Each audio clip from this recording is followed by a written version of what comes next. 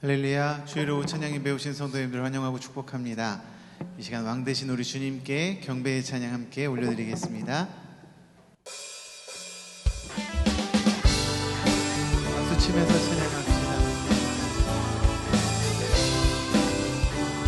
흔들아 머리 들어라, 흔들아 머리 들어라, 들릴지어다 영원한 문들아, 영광의 왕 들어가시도록, 영광의 왕 들어가시. 한 번 더 문들아, 문들아 머리 들어라,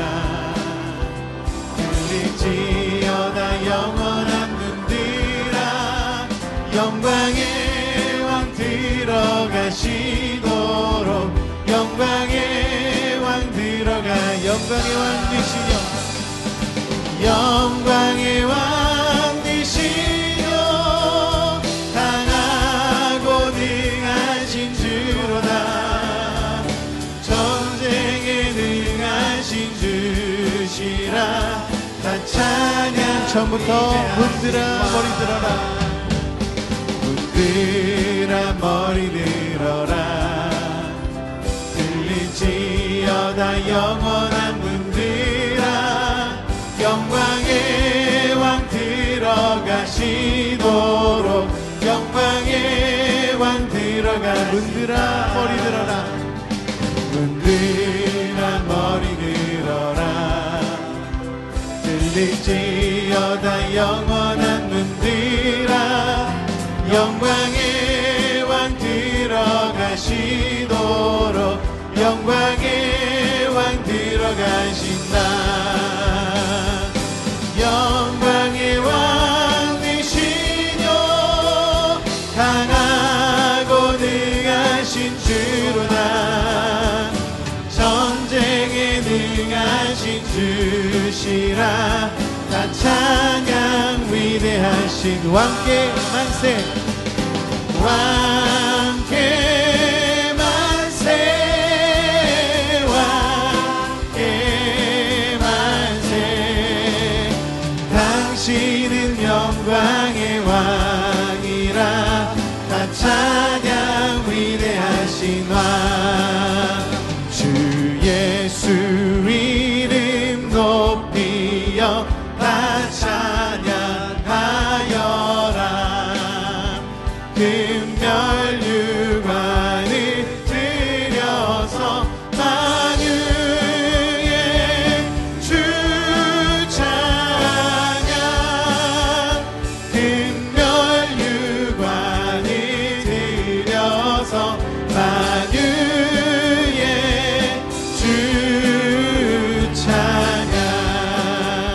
주 예수 당한 고난을 못 잊을 죄이나 내 귀한 몸에 바쳐서 만유의 주 찬양, 내 귀한 몸에 바쳐서 만유의 주 찬양. 이 지구 위에 거하는 온 세상 사람들, 그 크신 위엄 높여서 만유의 주 찬양, 그 크신 위엄 높여서 만유의 주 찬양. 주 믿는 성도 다 함께 주 앞에 엎드려 무궁한 노래 불러서 만유의 주 찬양, 무궁한 노래 불러서 만유의 주 찬양.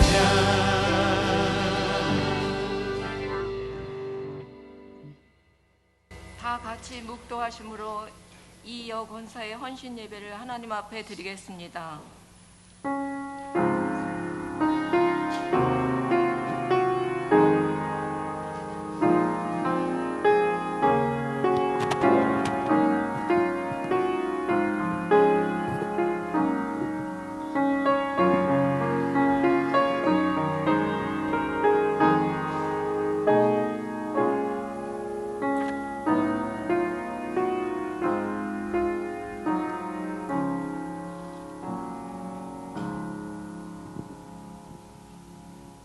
나는 세상의 빛이니 나를 따르는 자는 어둠에 다니지 아니하고 생명의 빛을 얻으리라. 아멘. 생명의 빛으로 다가오신 하나님 아버지, 오늘 사순절 둘째 주일 오후 찬양 예배에 이 여권사의 헌신 예배로 드리게 하시니 감사합니다. 이 시간 성령님 함께 하시어 드려지는 예배를 통해서 우리의 마음에 순종과 헌신을 다짐하는 예배의 자리가 되어질 것을 믿으며 십자가에 죽기까지 순종하신 예수님의 이름으로 기도합니다. 아멘.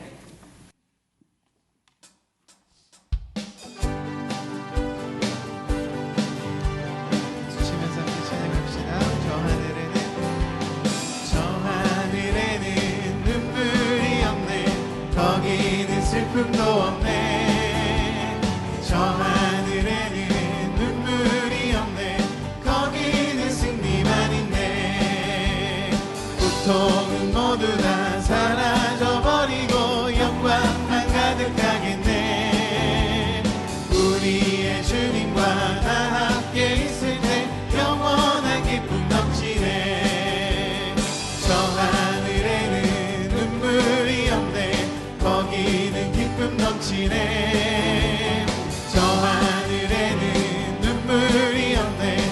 거기는 찬송 넘치네. 세상의 근심은 사라져버리고 영광만 가득하겠네. 우리의 주님과 나 함께 있을 때 영원한 기쁨 넘치네.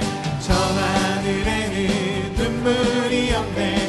거기는 즐거움인데. 저 하늘에는 눈물이 없네. 거기는 사랑 넘치네. 인간의 욕심은 사라져버리고 영광만 가득하겠네.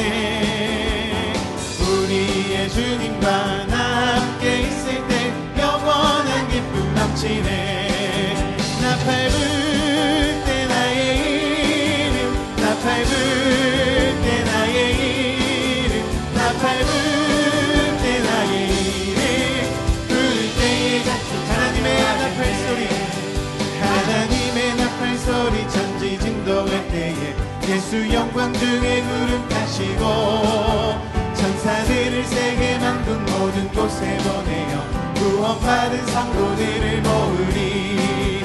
나 밟을 때 나의 이름, 나 밟을 때 나의 이름, 나 밟을 때 나의 이름 부를 때에 단지 참여하겠네. 무덤 속에 잠자는 자 그때 다시 일어나 영화로운 부활 승리 얻으리. 주간 택한 모든 성도 구름 타고 올라가 공중에서 주의 얼굴 배우리. 나 밟을 때 나의 이름, 나 밟을 때 나의 이름, 나 밟을 때 나의 이름 부를 때에 잔치 참여하겠네. 주님 다시 오실 날을 우리 알 수 없으니 항상 기도하고 깨어 있어서 기쁨으로 보좌 앞에 우리 나가서도록 그때까지 참고 기다리겠네. 나 밟을 때 나의 이름, 나 밟을 때 나의 이름, 나 밟을 때 나의 이름 부를 때에 같이 참여하겠네. 나를 사랑하는 주님 나를 위해 죽으시고 부활 승천하시어서 나의 주가 되셨네. 나를 사랑하는 주님 나의 목자 되시어서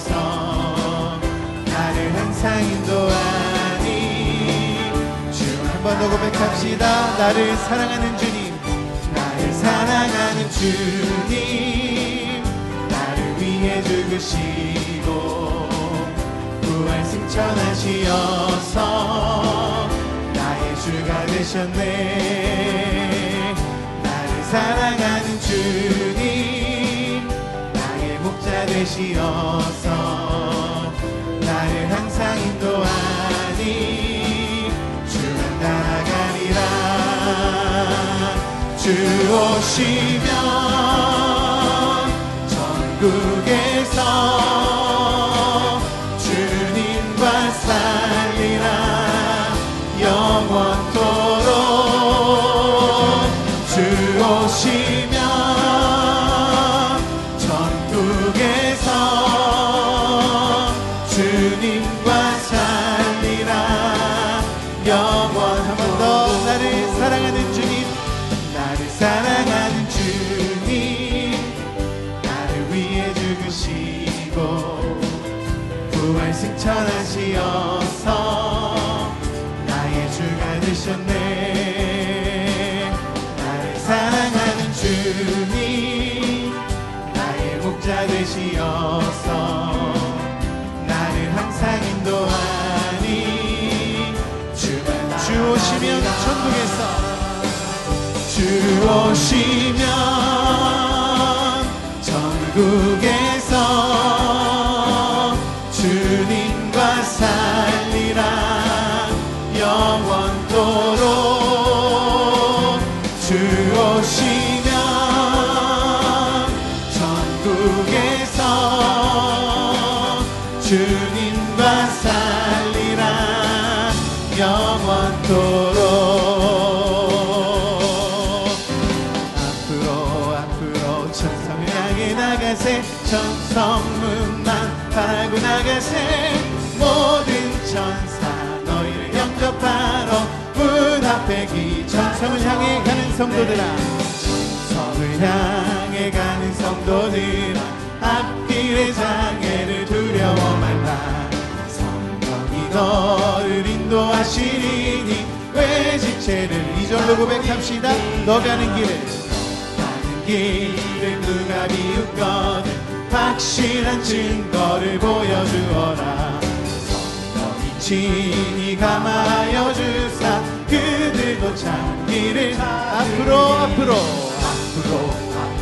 천성을 향해 나가세. 천성문만 바라고 나가세. 모든 천사 너희를 영접하러 문 앞에 기다려서 있네. 가는 길을 모두 가기 전에 내 손에 든 검을 꽂지 말아라.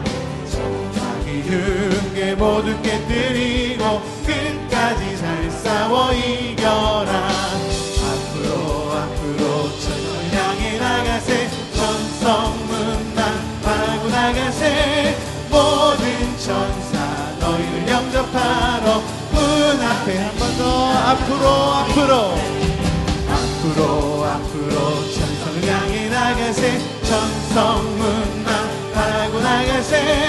모든 천사 너희를 영접하러 문 앞에 기다려서 있네.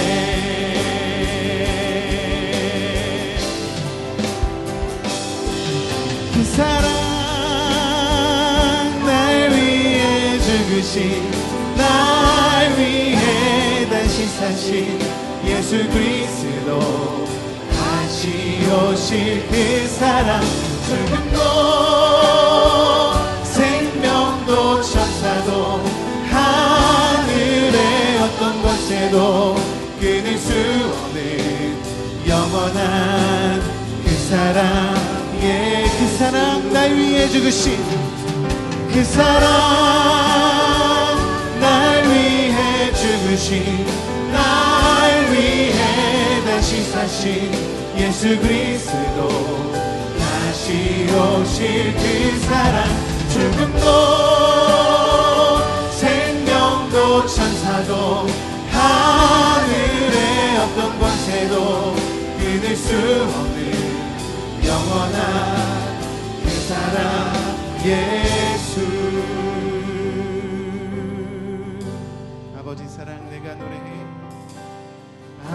아버지 사랑 내가 노래해. 아버지 은혜 내가 노래해.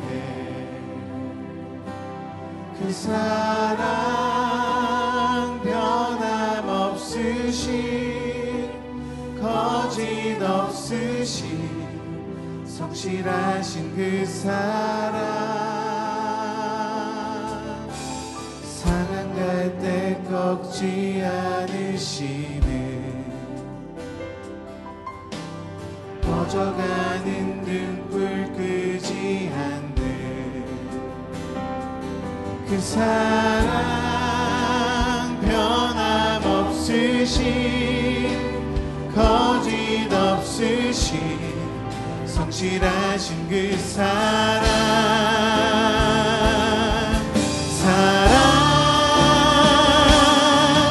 그 사랑 날 위해 죽으신 날 위해 다시 사신 예수 그리스도 다시 오실 그 사랑 죽음도 생명도 천사도 하늘의 어떤 곳에도 끊을 수 없는 영원한 그 사랑 그 사랑 날 위해 그 사랑 날 위해 죽으신 날 위해 다시 사신 예수 그리스도 다시 오실 그 사랑 죽음도 생명도 천사도 하늘의 어떤 권세도 끊을 수 없는 영원한 그 사랑 예수.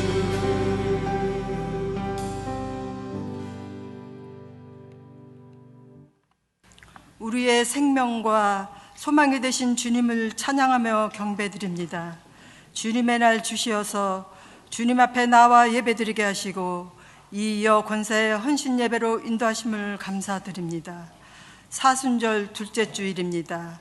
예수님의 삶과 고난당하심, 죽으심을 기억하며 십자가로 더 가까이 가게 하시사 새로운 생명으로 태어나는 순례의 사순절이 되게 하옵소서. 저희들을 구원하신 주님, 생명의 빛으로 오시사 세상 죄를 지고 가는 어린 양으로 하나님께서 예수 그리스도를 보내주시고 가나안 혼인잔치에서 물이 포도주 되는 표적을 보이시며 니고데모에게 사람이 물과 성령으로 거듭나야만이 하나님 나라를 볼 수 있다고 하셨습니다. 또한 수가성 운물가에 있는 사마리아 여인에게 내가 주는 물은 영원히 목마르지 않고 그 속에서 영생하도록 솟아나는 샘물이 되리라고 하셨습니다. 저희들이 이 시간 성령과 진리로 예배드릴 때에 주님의 성품을 드러내시고 주님의 의로움을 나타내시사 하나님의 거룩한 위로와 찬란한 은혜의 기쁨들이 부어지는 예배로 인도하옵소서. 그리하여 저희들 이 땅의 기준에 맞추어 사는 것이 아니라 부족하지만 주님의 말씀에 순종하며 살게 하시고 주님과 떨어져 살 수 없는 주님의 자녀임을 알게 하옵소서. 하나님 아버지, 이 나라와 전쟁과 지진으로 어려움 속에 있는 그 땅들을 긍휼히 여겨 주시옵소서. 그들의 고통하는 소리를 들으시고 하나님의 은혜로 고통을 덜어줄 수 있는 선한 사마리아인들이 있게 하시고 기도와 복음으로 회복되는 은혜들이 있게 하옵소서. 육신의 연약함으로 병중에 있는 성도들이 계십니다. 아프고 힘든 시간들이지만 주님께서 위로해 주시고 치유하는 손길로 임하시사 그래도 감사하며 주님이 주신 믿음으로 잘 이겨낼 수 있도록 주님 함께 하옵소서. 주님께서 피 흘려 세우신 교회를 사랑합니다. 교회의 머리이신 예수 그리스도와 몸을 세우며 모든 지체들과 함께 연합하여 주님의 뜻 이루어드리는 교회 되게 하옵소서. 담임 목사님, 언제나 선한 목자로 귀한 양들을 푸른 초장으로 인도하시고 뜨거운 영성으로 많은 영혼들의 삶을 변화시키며 예수 그리스도 안에 있는 생명의 말씀들로 인도하옵소서. 부목사님과 전도사님 영혼에 대한 관심과 사랑으로 하나님이 주신 사역 잘 감당하실 수 있도록 선하게 인도하옵소서. 김산민 목사님께서 하나님의 말씀을 선포하십니다. 우리에게 말씀하시는 하나님, 우리의 마음밭이 좋은 옥토가 되게 하시고 믿음의 씨앗들이 뿌려지게 하시사 저희들 마음밭에 심겨지는 은혜의 말씀들로 인도하옵소서. 그리하여 저희들 주님의 사랑 때문에 세상에 나가서도 선한 영향력들을 끼치며 주님의 자녀답게 살게 하옵소서. 이니샬라와 마리아 찬양대 권사의 찬양 외에도 새 노래로 주님을 찬양하며 기쁨이 넘치는 은혜로 임하옵소서. 이 시간 예배의 모습들을 통하여 하나님의 이름만이 높아지기를 간절히 원하오며 예수 그리스도 이름으로 기도드립니다. 아멘.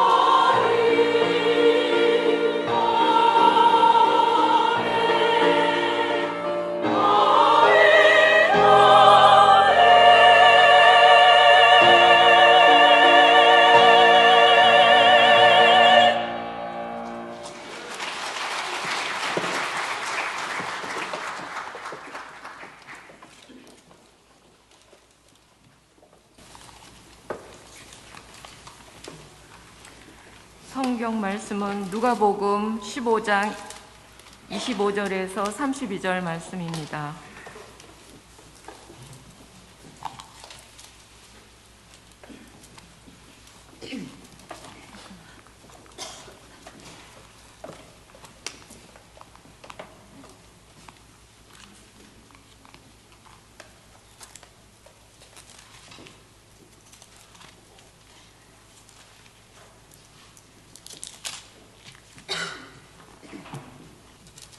마다들은 밭에 있다가 돌아와 집에 가까이 왔을 때 풍악과 춤추는 소리를 듣고 한 종을 불러 이 무슨 일인가 물은데 대답하되 당신의 동생이 돌아왔음에 당신의 아버지가 건강한 그를 다시 맞아들이게 됨으로 인하여 살찐 송아지를 잡았나이다 하니 그가 노하여 들어가고자 하지 아니하거늘 아버지가 나와서 권한대 아버지께 대답하여 이르되 내가 여러 해 아버지를 섬겨 명을 어김이 없거늘 내게는 염소 새끼라도 주어 나와 내 벗으로 즐기게 하신 일이 없더니 아버지의 살림을 창녀들과 함께 삼켜버린 이 아들이 돌아오매 이를 위하여 살찐 송아지를 잡으셨나이다. 아버지가 이르되 예 너는 항상 나와 함께 있으니 내 것이 다 내 것이로되 이 내 동생은 죽었다가 살아났으며 내가 잃었다가 얻었기로 우리가 즐거워하고 기뻐하는 것이 마땅하다 하니라. 아멘.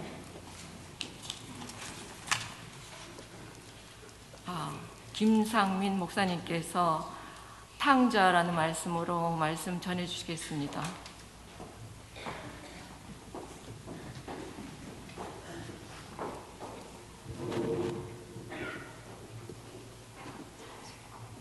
할렐루야.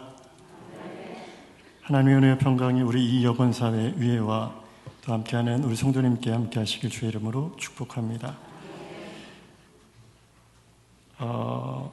제 마음이 좀 바쁜데요.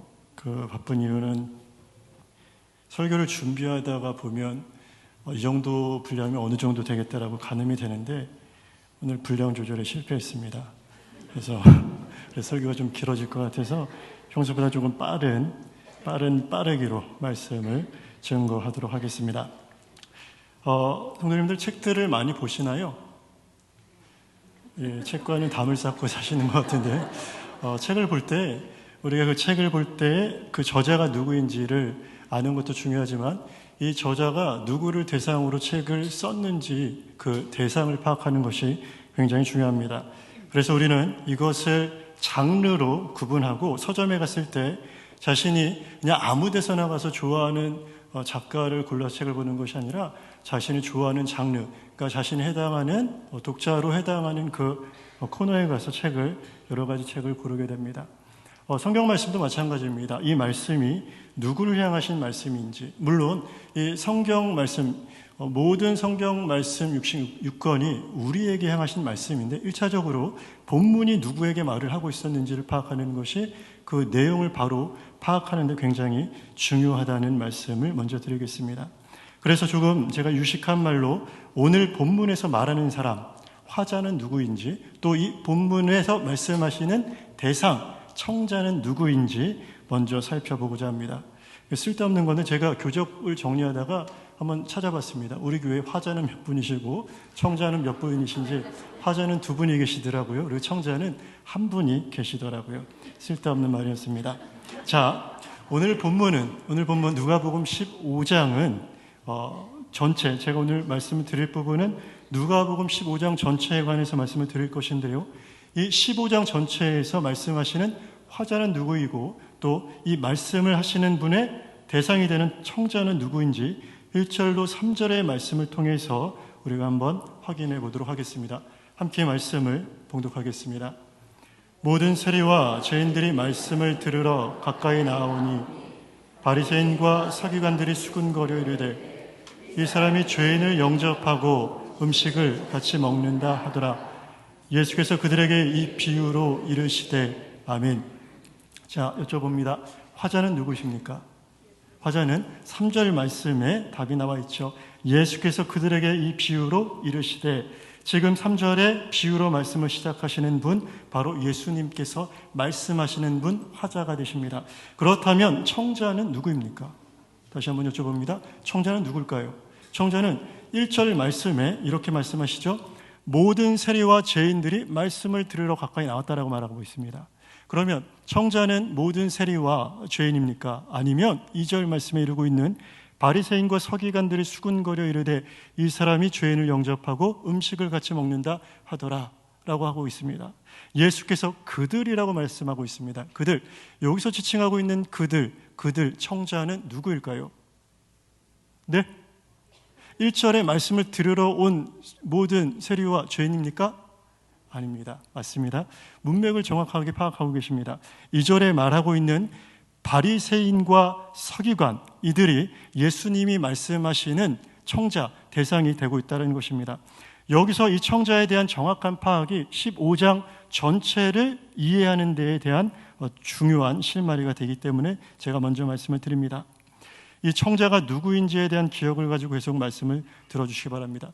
예수님께서 이제 바리새인과 서기관들에게 세 가지 비유의 말씀을 베푸십니다. 누가복음 15장은 잃은 것 세 가지의 비유가 연달아서 등장하고 있는데, 첫 번째 잃은 양 비유, 두 번째 잃은 드라크마의 비유, 그리고 오늘 본문 말씀에 되는 보통 돌아온 탕자라고 일컬어지는 비유, 이렇게 잃은 세 가지의 비유에 대한 말씀입니다. 먼저 첫 번째 비유입니다. 4절부터 6절의 말씀을 성도님들께서 봉독해 주시기 바랍니다. 시작.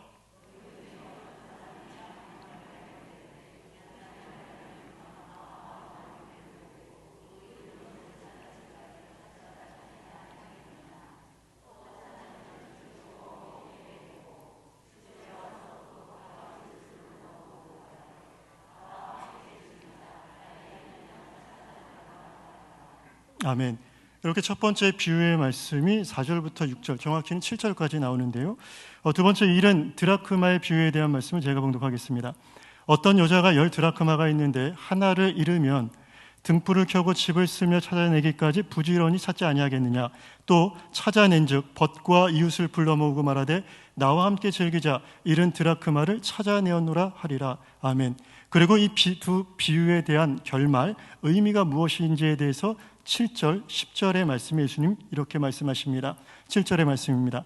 내가 너희에게 이르노니 이와 같이 죄인 한 사람이 회개하면 하늘에서는 회개할 것 없는 의인 99으로 말미암아 기뻐하는 것보다 더하리라. 10절입니다. 내가 너희에게 이르노니 이와 같이 죄인 한 사람이 회개하면 하나님의 사자들 앞에 기쁨이 되느니라. 아멘.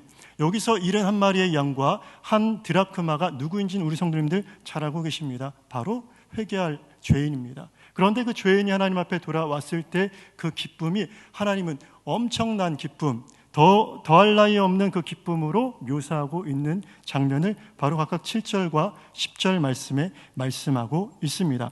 그리고 이어지는 세 번째의 비유가 오늘 본문의 일부가 되는 돌아온 탕자에 대한 비유입니다. 제가 이제 정신없이 말씀을 드리고 있는데 잘 따라오고 계시죠? 예, 감사합니다. 우리는 이 세 가지 비유를 보통 따로 떼어서 생각하기도 하는데, 예수님은 이 비유들을 연이어서 계속해서 말씀을 하고 계십니다. 제가 3절의 말씀을 다시 봉독하겠습니다. 예수께서 그들에게 이 비유로 이르시되, 여기에서 이 비유로 번역된 원문은 단수형입니다. 단수형. 그러니까 한 가지 비유를 예수님께서 앞으로 베푸실 것이다 라고 말을 하고 있는 것입니다. 그런데 15장 전체에서 비유가 몇 개가 등장하죠? 3개입니다. 3은 복수입니까? 단수입니까? 정확한 표현으로 하자면 이렇게 말해야 됩니다. 이 비유들을 이라고 이제 표현을 해야 되는데, 그런데 누가는 왜 이 세 가지 비유들을 단수로 취급하고 표기를 했는가? 그것은 이 비유는 표면적으로는 세 가지의 이야기처럼 보이지만 하나의 중심된 주제가 관통하여 흐르는, 결국 전체가 하나를 이루는 비유라는 것을 강조하기 위함이라는 것입니다. 곧 이 세 비유는 하나로 이어지는 일련의 곧 하나의 이야기라는 말씀입니다. 첫 번째 등장하는 잃은 양에 대한 비유, 두 번째 등장하는 잃은 드라크마에 대한 비유, 그리고 세 번째 등장하는 이 돌아온 탕자에 대한 비유는 각각의 독립적인 별개의 이야기가 아니라 오늘날 드라마로 이야기하자면 3부작에 해당하는 이야기로 각각의 에피소드가 각각의 의미는 있지만 결국 3부작, 3부에서 완성되고 결말되어지는 하나의 시리즈고 하나의 비유라는 것을 3절 말씀에 밝히고 있습니다. 그래서 우리 성도님들, 이 각각의 비유에 대해서는 익히 듣고 알고 계시기 때문에 지금부터는 본래 하나인 이 비유들을 연결해서 살펴보고자 합니다. 오늘 우리가 읽은 이 세 번째 비유, 탕자 비유는 앞선 두 비유와 유사점이 있습니다. 앞선 두 비유 모두 무언가를 잃어버립니다. 먼저 첫 번째 비유에서는 양 한 마리를 잃어버립니다. 두 번째 비유에서는 10 드라크마 중에 1 드라크마를 잃어버립니다. 세 번째 비유도 둘째 아들을 잃어버렸다는 점에서는 첫 번째와 두 번째 비유와 같이 모두 유사점을 갖고 있습니다. 그런데 아버지 입장에서 이 두 번째 아들은 제 발로 기어 나갔습니다. 그런데 본문 24절 말씀 분명히 이렇게 아버지는 표현하고 있습니다. 제가 봉독하겠습니다. 이 내 아들은 죽었다가 다시 살아났으며 내가 잃었다가 다시 얻었노라 하니 그들이 즐거워하더라. 이 아버지는 둘째를 어떻게 취급하고 있었습니까? 그냥 제 발로 기어나간 못된 자식이 아니라 잃어버린 자식이라고 여기고 있습니다. 그렇기 때문에 이 누가복음 15장의 세 가지 비유는 모두 잃은 것에 대한 비유의 말씀입니다. 그런데 양을 잃어버리고 드라크마를 잃어버리고 또 둘째 아들을 잃어버린 같은 상황에서 세 번째 이야기는 전개되는 그 양상이 사뭇 다릅니다. 첫 번째 비유에서 잃은 양을 찾아 나선 사람, 어떤 사람이 있었습니다. 두 번째 비유에서는 잃은 드라크마를 찾기까지 힘쓰던 한 여인이 등장합니다. 그런데 세 번째 비유에서는 찾아 나선 이가 아무도 없었고 결국 둘째 스스로가 돌이켜 제 발로 찾아 들어왔습니다. 무언가를 잃어버리고 누군가가 찾아 나서는 이 패턴이 정확하게 이 세 번째 이야기에서 깨져버립니다. 앞선 두 이야기와 세 번째 이야기와의 차이점이 바로 이것입니다. 모두 똑같이 잃어버린 상황에서 첫 번째, 두 번째는 그것을 찾는 사람이 있었지만 세 번째 사건에서는 그것을 찾아 나선 사람이 없었다는 것입니다. 다음으로 세 이야기는 모두 흥겹고 기쁜 잔치로 마무리가 되는 것 같았습니다.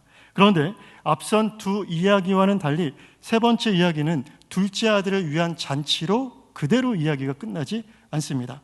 바로 오늘 봉독한 말씀이 그 잔치에 덧붙여서 등장하는 이야기입니다. 앞에 두 이야기와 같이 돌아온 아들을 위한 잔치로 끝나도 전혀 이상하지 않은 이 세 번째 비유에 오늘 본문의 말씀이 덧붙여진 느낌이 든다라는 것입니다. 그렇게 세 번째 비유의 결말이 달라져 버렸습니다. 첫 번째 비유, 돌아와서 잔치를 했습니다. 두 번째 비유, 이웃을 불러 모으고 잔치를 했습니다. 세 번째 비유 역시 둘째 아들이 돌아왔을 때 아버지가 그 기쁨을 이기지 못하고 종들을 불러서 함께 잔치했습니다. 그것이 바로 25절, 24절까지의 말씀입니다. 그렇게 마무리를 지었다면 이 첫 번째 비유가 두 번째 비유까지의 말씀과 비슷한 패턴이 되겠지만 이제 다른 결말을 25절부터 예수님께서 말씀하고 있습니다. 앞선 두 이야기와 다른 두 가지 차이에 대해서 말씀드렸습니다. 똑같이 잃어버렸지만 세 번째 이야기에서는 다른 패턴이 깨졌다. 누군가가 찾아 나서야 되는 그 누군가가 없었다라는 것과 이 세 비유 모두 잔치로 끝나는 것 같았지만 세 번째 비유는 잔치로 결말 지어지지 않고 첫째 아들과의 이야기가 덧붙여져 있다는 것입니다. 바로 이 다른 패턴과 다른 결말이 지금 화자이신 예수님께서 청자인 서기관과 바리새인들에게 하고 싶으신 메시지, 그들에게 던지시는 메시지라는 것입니다. 아버지의 재산을 탕진하고 돌아온 둘째 아들, 이를 한없는 사랑으로 용납하시는 아버지의 사랑, 이렇게 결말을 내려는 순간 그렇게 아름답게 이야기가 마침표를 찍었으면 더없이 깔끔하고 좋았을 그때 누가 등장하느냐? 바로 첫째 아들이 등장합니다. 세 번째 비유는 이렇게 시작합니다. 11절의 말씀입니다. 또 이르시되 어떤 사람에게 두 아들이 있는데, 아멘. 세 번째 비유가 분량이 조금 많은데요, 그 세 번째 비유의 말씀을 베푸시면서 예수님은 또 이르시되 어떤 사람에게 두 아들이 있는데 라고 말씀하십니다. 이미 큰 아들의 등장에 대한 복선이 11절 말씀에 나와 있습니다. 예수님은 비유를 한껏 말씀하시다가 갑자기 첫 번째 아들에 대한 이야기를 덧붙이신 것이 아니라 예수님은 이야기 처음부터 무엇을 위해서 이 이야기, 이 세 가지 비유를 베푸셨느냐, 이 마지막 결론을 위해서 이 이야기를 계속해서 전개해 나오셨습니다. 앞에 두 비유와 다른 탕자의 비유의 첫 번째 차이가 무엇이라고 말씀드렸습니까? 바로 찾아 나선 누군가가 없었다라는 것입니다. 잃어버린 양을 찾아 나선 어떤 사람이 있었습니다. 4절의 말씀을 제가 봉독하겠습니다. 너희 중에 어떤 사람이 양 100마리가 있는데 그 중에 하나를 잃으면 99마리를 들여두고 그 잃은 것을 찾아내기까지 찾아다니지 아니하겠느냐. 너희 중에 어떤 사람이 있다. 보통 우리가 이걸 목자라고 표현하는데 목자가 아닐 수도 있기 때문에 정확한 성경적인 표현으로 하자면 어떤 사람입니다. 양을 100마리 가진 어떤 사람이 한 마리를 잃어버렸을 때 그 한 마리를 찾아 나섰습니다. 드라크마를 찾기까지 힘쓴 여인이 8절 말씀에 나옵니다. 어떤 여자가 10 드라크마가 있는데 하나를 잃으면 등불을 켜고 집을 쓸며 찾아내기까지 부지런히 찾지 아니하겠느냐. 어떤 사람, 어떤 여인이 각각 그 한 마리의 양을 한 드라크마를 찾기까지 힘썼습니다. 그렇다면 성도님들께 한번 여쭤보겠습니다. 이 세 번째 비유에서 이 역할을 감당해야 되는 사람이 있었더라면 이 사람은 누가 되어야 됐을까요? 이 역할, 그렇습니다. 바로 첫째 아들입니다. 첫째 아들. 그리고 지금 이 말씀을 듣고 있는 바리새인과 서기관들입니다. 그렇다면 왜 첫째는 둘째를 찾으러 가지 않았을까요? 이것이 비유를 통해서 반복되는 이 비유의 패턴을 통해서 넌지시 서기관과 바리새인 첫째 아들들에게 예수님께서 던지시는 질문입니다. 왜 너희들은 찾지 않았느냐? 그런데 동생을 다시 찾아온다는 것은 생각만큼 단순한 문제는 아니었습니다. 이 비유에서 동생은 아버지의 재산을 이미 분할해서 떠난 상태였습니다. 그렇다면 지금 아버지 수중에 있는 모든 전 재산은 미래의 첫째, 고스란히 누구의 몫이 되겠습니까? 자신의 몫이 될 형국입니다. 이것은 아버지가 말한 대목에서도 확인할 수 있습니다. 31절의 말씀입니다. 함께 봉독합니다. 아버지가 이르되 너는 항상 나와 함께 있으니 내 것이 다 내 것이로되. 아멘. 아버지가 말하죠. 아들을 타이르며 말합니다. 내게 속한 이 모든 것 다 내 것이다. 첫째 너의 것이다 라고 말씀하십니다. 그런데 동생을 찾는 것은 형의 희생이 없이는 불가능한 일이었습니다. 왜냐? 동생을 위해 베풀어진 옷과 반지, 살진 송아지, 결국 그 모든 소유주는 현재 아버지지만 그 미래의 소유주는 누구입니까? 지금 그 잔치를 못마땅하게 여기고 있는 첫째 아들의 소유가 지금 못마땅하게 여기는 둘째 아들을 위해서 그 입장에서 보자면 허비되고 있는 것입니다. 결국 동생, 원하지 않는 동생이 돌아오게 되므로 금전적인 손해를 입게 되는 것은 첫째 형이었습니다. 22절의 말씀입니다. 아버지는 종들에게 이르되 제일 좋은 옷을 내어다가 입히고 손에 가락지를 끼우고 발에 신을 신기라. 22절에 언급된 가락지는 아버지의 재산과 권위를 이어받는 상속자로서의 권위를 회복시켜주는 것으로 상징될 수 있습니다. 곧 첫째 아들의 걱정이 기우가 아니었던 것은 바로 둘째 아들이 다시 돌아왔을 때 아버지의 이 남은 재산이 다시 한번 분할해서 이 둘째에게도 갈 수 있는 지금 그러한 모습이 되었다는 것입니다. 다시 한번 자신의 몫이 줄어들 수밖에 없는 상황이 되었습니다. 제가 그래서 형이 입게 될 금전적인 피해가 수치상으로 얼마나 될까 하고 한번 곰곰이 생각해 봤습니다.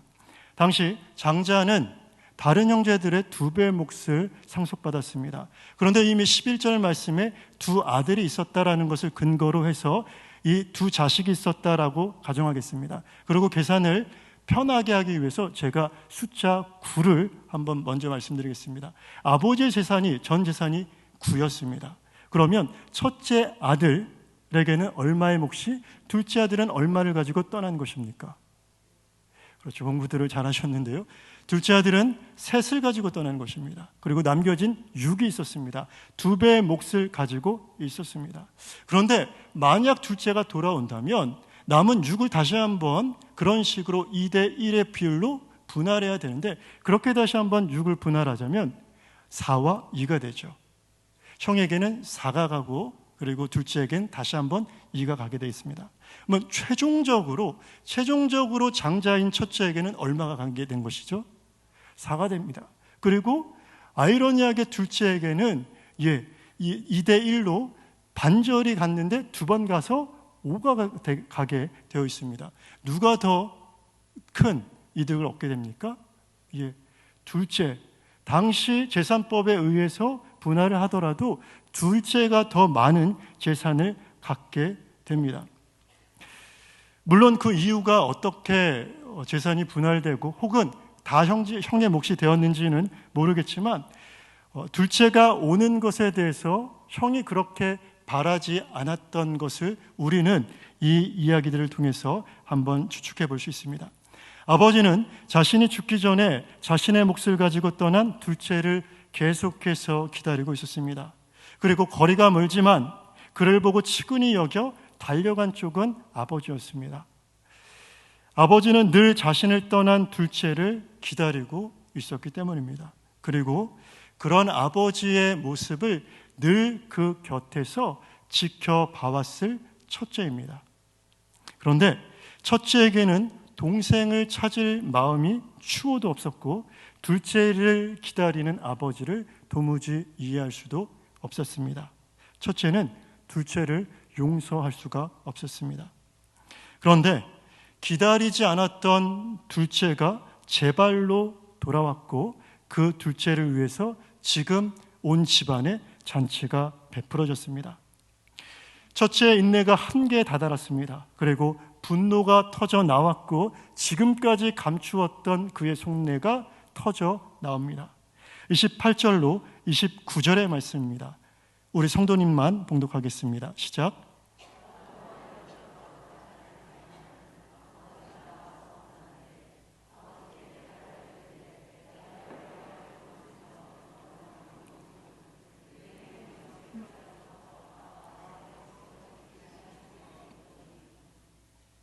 아멘. 노하죠. 분노하고 있습니다. 그 잔치에 참여하기를 거절하고 있습니다. 아버지가 나와서 권합니다. 아버지에게 이제 이 첫째가 말하죠. 내가 여러 해 아버지를 섬겨 명을 어김이 없거늘 내게는 염소 새끼라도 주어 나와 내 벗으로 즐기게 하신 일이 없더니 라고 말합니다.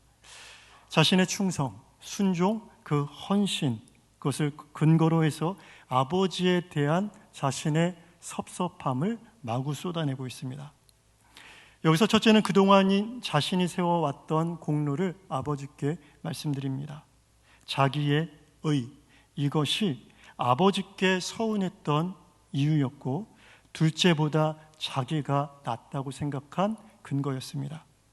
첫째의 순종과 충성이 아버지께 보상받을 권리로 변질되었고 첫째는 자기 스스로가 정한 틀에 빠져서 아버지로부터 가족으로부터 점점 더 멀어졌습니다.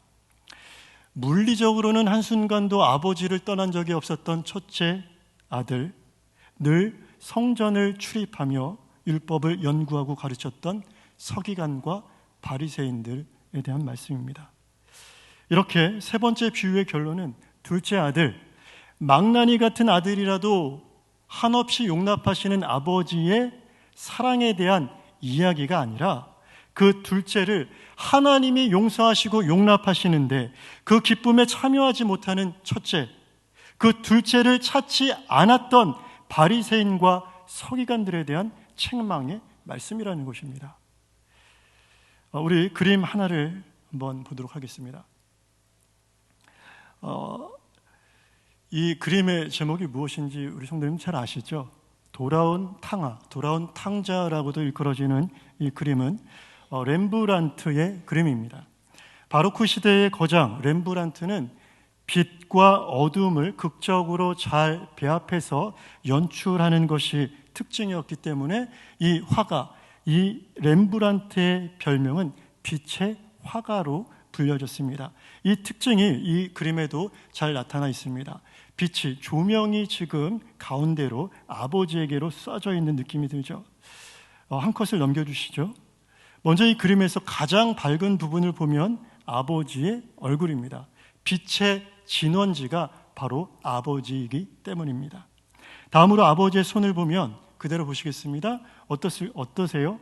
아버지의 양손을 보시면 아버지의 오른손과 왼손이 차이가 있습니다.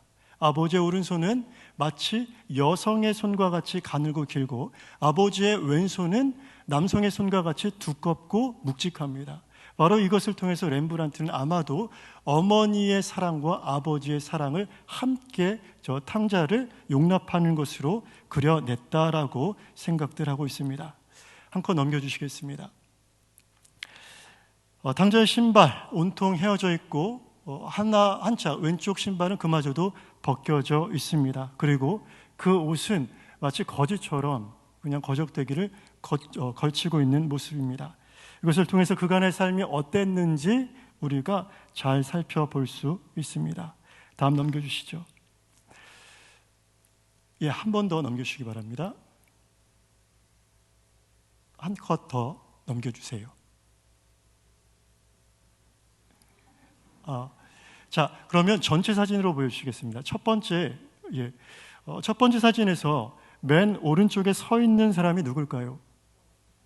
그렇죠. 바로 첫째 아들입니다. 첫째 아들의 얼굴을 보면 정말 즐거운 표정입니까?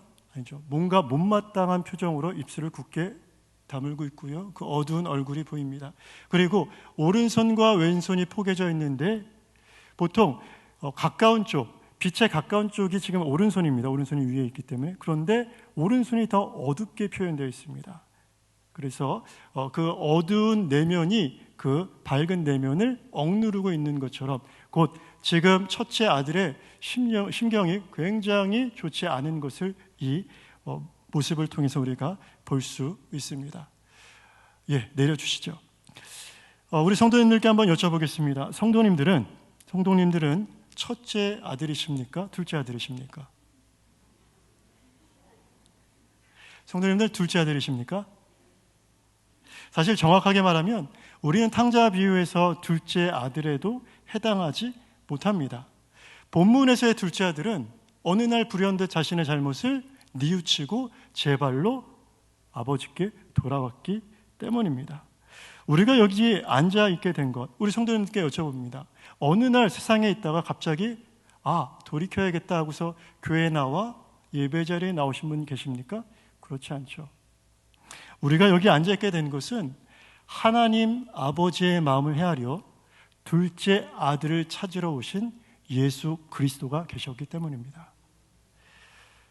탕자 비유에서 첫째는 자신의 손해를 감수하지 못해 둘째를 방치했지만 우리를 찾아오신 첫째 아들 예수님께서는 그 모든 손해를 이미 알고 계셨습니다. 그리고 그 희생을 온전히 다 치루어 내셨습니다. 본문에 둘째만도 못한 우리가 이 자리에 앉아있는 것은 하나님께, 우리 하나님 아버지께 이러한 첫째 아들이 있기 때문이며 우리에게 이러한 형님이 계시기 때문입니다. 그리고 이제 우리에게 이렇게 말씀하십니다. 이러한 첫째가 되라고, 나와 같은 첫째가 되라고 예수님 말씀하십니다. 자기의 몫에 혈안이 되어 아버지와 마음을 같이 못했던, 또 아버지의 기쁨을 함께 하지 못했던 바리새인과 서기관들에 대해서 예수님은 못 이겨 하셨습니다. 그래서 오늘 본문의 말씀 1절과 같이 모든 세리와 죄인들이 예수님의 앞에 나와 그 말씀을 들으러 왔을 때 이것을 2절 말씀에 서기관과 바리새인들이 못마땅하게 여겼습니다. 그것을 예수님은 이해하실 수가 없었고 그 역할, 저들을 예수님 앞으로 인도하는, 저들을 하나님 앞으로 불러 모으는 일들을 너희들이 해야 되는데 너희들이 정작 저들이 내 앞에 온 것을 인하여 어떻게 이렇게 기뻐하지 못하느냐에 대해서 예수님은 말씀하고 있습니다. 신앙생활을 하며 하나님의 은혜보다는 자신의 헌신과 공로가 하나님과 누군가에 대한 권리를 주장할 수 있는 근거로 삼지 않고 계십니까? 단호하게 아니라고 말씀하실 수 있습니까? 바리새인 같은 우리의 종교적 습관이 우리의 의가 되어 우리 자신을 하나님의 은혜로부터 멀어지게 하고 하나님의 기쁨에도 온전히 참여하지 못하게 합니다. 우리 자신을 돌아봐야 될 때입니까? 우리가 이 서기관과 바리새인과 같은 자들은 아니었는가? 우리 성도님들 자신을 돌이켜보시길 주의 이름으로 권면합니다. 오늘 말씀의 제목이 탕자입니다. 그런데 이 탕자는, 오늘 말씀의 탕자는 둘째가 아닌 첫째를 의미합니다. 첫째와 둘째의 차이는 무엇입니까? 저는 이렇게 표현하고 싶습니다. 둘째는 아버지의 죽음을 기다리지 못하여 그 재산을 가지고 나갔던 것이 둘째였고, 첫째는 아버지가 죽기를 집 안에서 기다렸던 것이 첫째였습니다. 둘째가 집 밖으로 나간 탕자라면 첫째는 집 안에 있었던 탕자입니다. 간절히 소원하기는 비유 속의 첫째가 아닌 예수님과 같은 첫째가 되어 아버지의 마음을 헤아리시고 교회 안에 있는 둘째들, 교회 밖에 있는 둘째들을 찾아가시는 주의 백성 되시길 주의 이름으로 간절히 축복합니다. 말씀을 한 구절 봉독하도록 하겠습니다. 로마서 8장 29절 말씀입니다. 함께 봉독합니다. 하나님이 미리 아신 자들을 또한 그 아들의 형상을 본받게 하기 위하여 미리 정하셨으니 이는 그로 많은 형제 중에서 맏아들이 되게 하려 하심이니라. 아멘. 기도하겠습니다.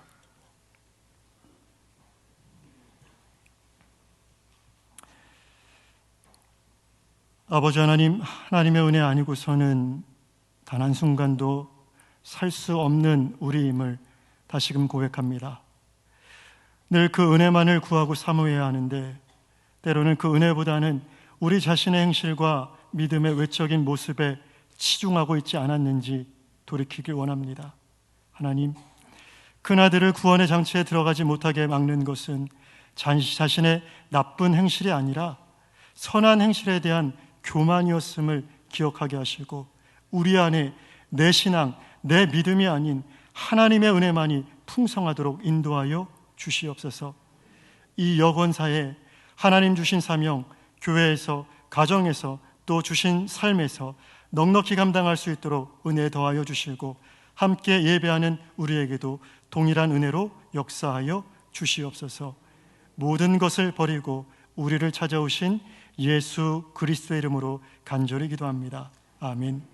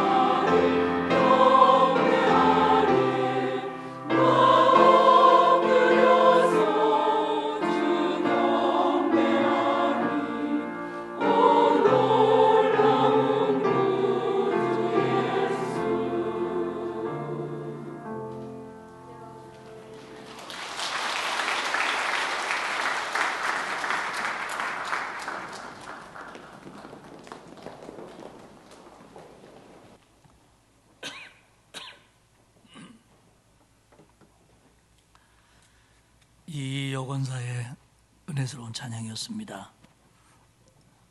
제가 여자였고 권사였다면 여기 서야 되는 옆에 계신 분들과 이렇게 인사하겠습니다. 아버지 하나님을 기쁘시게 해드리는 아들이 됩시다.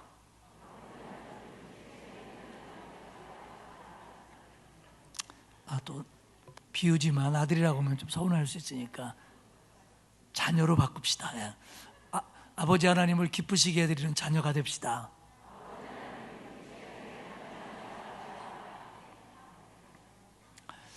다음 주일 3부 예배는 선교사 파송식을 3부 예배 때 합니다.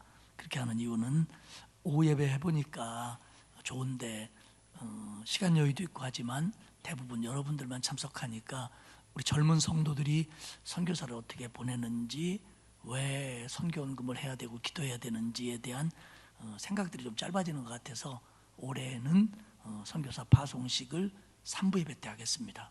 여러분들 그렇게 알아주시고 기도해 주시기 바라고요. 교사 기도회 토요일이 있고요. 또 내일 모레 화요일 말고 그 다음 화요일부터 사순절 성경 통독을 하겠습니다. 여러분 시간 내 주시기를 바라고요.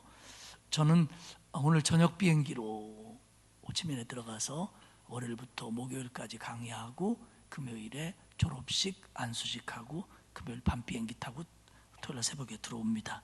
여러분 위해서 기도해 주시기 바라고요.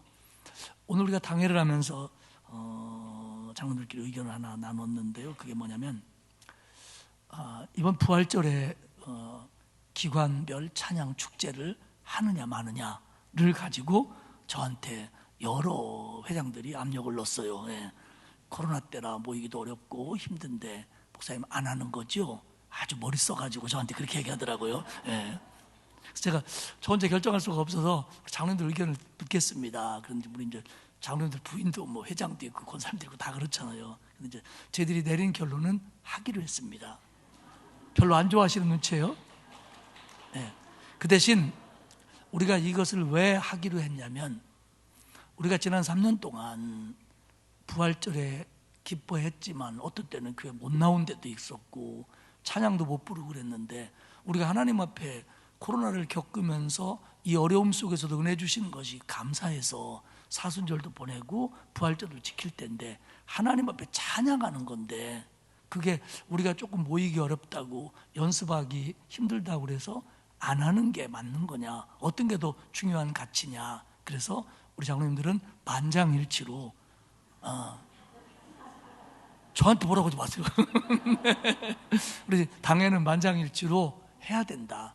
그 대신 막 물론 이제 연습 시간이 짧다는 것도 알고 또 못 나오는 분도 있다는 것도 저희들 다 알아요. 장로님들도 나가서 부르셔야 될 분들이니까 다 알기 때문에 막 잘하고 경쟁하고보다는 정말 우리가 하나님 앞에 우리를 구원하신 하나님 앞에 부활의 기쁨을 노래하는 시간이 되자, 찬양하는 시간이 되자. 그러니까 막 잘하려고 하고 막 이것보다는 정말 지난 3년 동안 교회 안 나온 사람들, 또 우리 곁에서 소외된 사람들까지 우리 한번 연락하고 모아서 하나님 앞에 정말 찬양을 올리자. 우리가 여기다 초점을 맞추자 그랬고 이걸 잘한 팀을 우리가 높이 평가하기로 굳게 다짐을 했습니다. 여러분들 그렇게 하시고 연습 시간이 좀 짧고 그래도 너무 경쟁에 신경 쓰지 마시고 정말 하나님 앞에 우리가 우리를 위해서 십자가를 지시고 부활하신 하나님 앞에 찬양 드리는데 우리는 최선을 다하겠다. 여기에 초점을 맞춰가지고 우리 회장님들도 그렇게 인도하시고 또 저와 여러분 모두도 그렇게 참여해 주시기를 부탁합니다. 저도 지금 비행기표 때문에 바쁘거든요. 그런데 제가 지금 이렇게 얘기하고 있습니다. 그러니까 오늘부터도 좋고 주중도 좋고 언제도 좋고 연습하시고 또 안전 기울이시고 그래서 정말 하나님이 우리의 찬양을 받으시는 그런 부활절로 우리 한번 그렇게 만들어 갑시다. 할렐루야. 예. 문제는 여러분이 아니고 오늘 안 나온 분들이에요. 잘 말씀하시고 이런 취지를 말해서 경쟁이 아니고 우리는 축제다. 이거는 콩쿨이 아니고 찬양이다. 그렇게 생각하시고 우리 모두가 더 마음을 합쳐주시기를 바랍니다. 기도하겠습니다. 하나님 고맙습니다. 우리를 구원하기 위해서 주 예수 그리스도를 우리에게 주셨고, 그래서 주님이 우리에게 오셨고 우리를 위해서 십자가의 보혈을 흘려주신 거 감사합니다. 주님이 나 같은 걸 찾아와 주시지 않았더라면 우리는 여전히 죄 가운데 있을 것이며 어둠 속에서 방황했을 텐데, 내게 찾아오셔서 나를 긍휼히 여기사 나를 구원해 주심으로 오늘 내가 여기 있게 하셨으니 감사합니다. 나를 기다리시고 내게 찾아와 주시는, 그리고 나를 맞아주신 한없는 하나님의 사랑에 감사하는 우리 모두가 되게 하옵소서. 사순절을 보내며 주님의 십자가 앞으로 한 걸음 더 나아가게 하시고 부활의 기쁨을 소망하며 기다리며 사순절을 보내는 우리가 되게 하시옵소서. 오늘 헌신을 다짐한 이 여건사에게 하나님 축복해 주시고 건강 주시고 은혜 주시고 평강 주시어서 또 기도마다 응답해 주심으로 더 헌신 잘할 수 있도록 하나님이 인도해 주시옵소서. 부족한 종 한 주간의 사역 위에 하나님 기름 부어 주시고 우리 성도들 이번 한 주간도 하나님께서 지켜주시는 은혜로 안전하고 건강하고 행복하고 그러면서도 경건한 그런 한 주간을 보내게 하시옵소서. 오늘 귀한 예물 드린 손길을 하나님 기억하시고 복을 주시며 오늘도 하나님의 집에 나와 예배하고 아이들을 가리키고 찬양하고 식당에서 또 예배위원으로 또 이 모양 저 모양으로 교제하며 하나님의 임재를 느끼며 하나님 앞에 몸과 마음을 드린 주의 백성들에게 하나님 은혜를 내려 주옵소서. 이제는 우리 주 예수 그리스도의 은혜와 하나님 아버지의 사랑과 성령님의 거룩한 역사하심이 오늘 헌신을 다짐하는 제2권사의 위에와 이 자리에 참석한 모든 성도들 위에 이제로부터 영원까지 함께 하옵시기를 간절히 축원하옵나이다. 아멘.